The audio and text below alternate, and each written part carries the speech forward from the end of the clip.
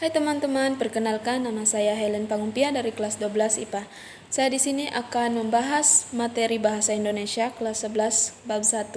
Topik kita pada kali ini adalah mengembangkan teks prosedur dan melaporkan kegiatan membaca buku.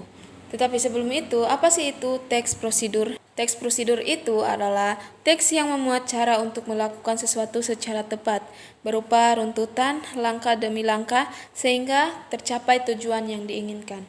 Nah, selanjutnya adalah mengembangkan teks prosedur. Memahami struktur dan aspek kebahasan teks prosedur merupakan hal yang terpenting untuk mengetahui maksud teks tersebut. Paling tidak, petunjuk itu menjadi tidak efektif. Teks prosedur yang salah dapat berisiko tinggi apabila petunjuk itu berkenaan dengan sesuatu yang membahayakan, misalnya berupa penggunaan mesin atau obat-obatan. Ketidakjelasan prosedur dapat menyebabkan kerusakan pada mesin. Dengan demikian, langkah-langkah adalah utama dalam suatu teks prosedur. Selanjutnya, menyusun rancangan garis besar suatu prosedur. Yang pertama, mengartikan kata-kata sulit. Kata-kata yang dianggap sulit dapat kamu temukan maknanya melalui kamus. Yang kedua, memaknai maksud teks secara keseluruhan. Tujuan hal ini adalah untuk mengetahui topik umum beserta langkah-langkah yang ada di dalam suatu teks prosedur. Nah, selanjutnya kita masuk ke topik kedua, yaitu membuat laporan kegiatan membaca buku. Cara membuat laporan kegiatan membaca buku. Yang pertama, menuliskan identitas buku. Identitas buku terdiri dari judul buku yang dibaca, menuliskan nama penulis, menyantumkan asal penerbit, menyantumkan kota terbit, dan bagian terakhir adalah menyantumkan tahun terbit. Contohnya seperti berikut.